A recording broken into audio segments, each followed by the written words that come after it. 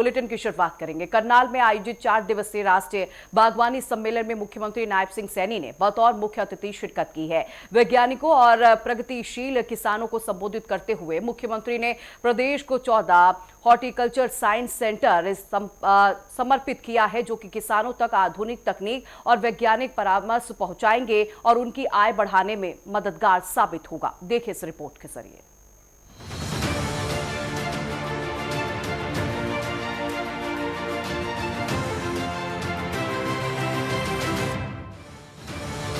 चार दिवसीय राष्ट्रीय बागवानी सम्मेलन आयोजित। मुख्यमंत्री नायब सिंह सैनी ने की शिरकत। करनाल में बागवानी से जुड़े 4 दिवसीय राष्ट्रीय सम्मेलन का आयोजन किया गया, जिसमें देश भर से वैज्ञानिक, शोधकर्ता, कृषि विशेषज्ञ और प्रगतिशील किसान एक मंच पर पहुंचे। सम्मेलन में मुख्य अतिथि के रूप में सीएम नायब सिंह सैनी ने शिरकत की और बागवानी क्षेत्र में गुणवत्ता, तकनीक और अनुसंधान को किसानों की समृद्धि का आधार बताया। साथियों, यह केवल एक सम्मेलन नहीं है, बल्कि राष्ट्र की सोच का ये एक संगम होता है। साथियों, मुझे खुशी है कि यह सम्मेलन भारत की कृषि और हॉर्टिकल्चर के भविष्य, बागवानी के भविष्य की नई इबारत लिखने का ये हम सबको अवसर है। साथियों, मैं इस आयोजन के लिए विशेष तौर से महाराणा प्रताप हॉर्टिकल्चर यूनिवर्सिटी परिवार को और इनके वैज्ञानिकों को, शोधकर्ताओं को और सभी सहयोगी संस्थाओं को मैं बहुत बहुत बधाई और शुभकामनाएं देता हूं। साथियों, आप सब ने मिलकर के यह मंच आज तैयार किया है। यह अपने आप में एक बड़ी उपलब्धि है।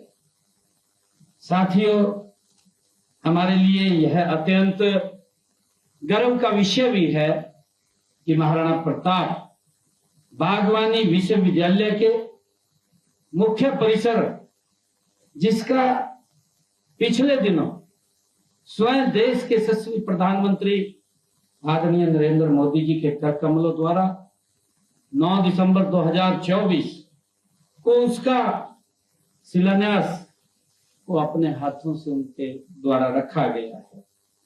साथियों, हम सब ये भी जानते हैं कि जब मोदी जी किसी संस्थान का शिलान्यास करते हैं तो वह शिलान्यास केवल ईंट पत्थर का नहीं होता है, वह होता है एक नए भारत के भविष्य का, एक नई संभावनाओं का।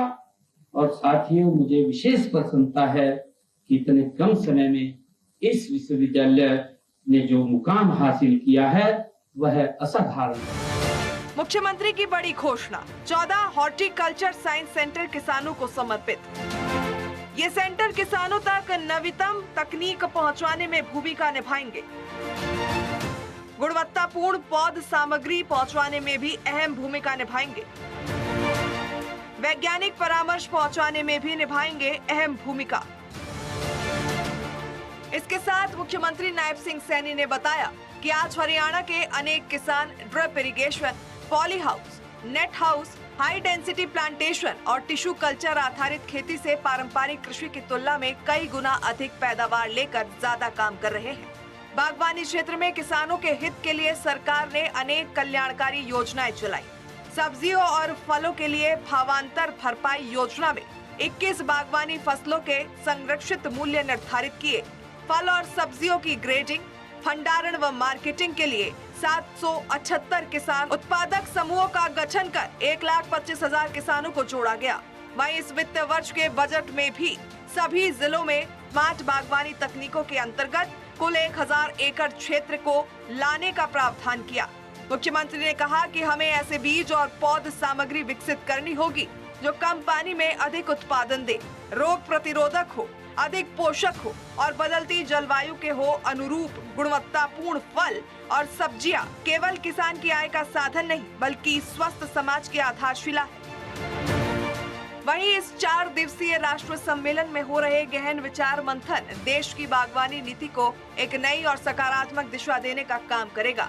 यहाँ से निकले अहम सुझाव न केवल कृषि अनुसंधान को नई ऊंचाइयों पर ले जाएंगे, बल्कि देश के करोड़ों किसानों के आर्थिक सशक्तिकरण और सुनहरे भविष्य के लिए नए द्वार भी खोलेंगे।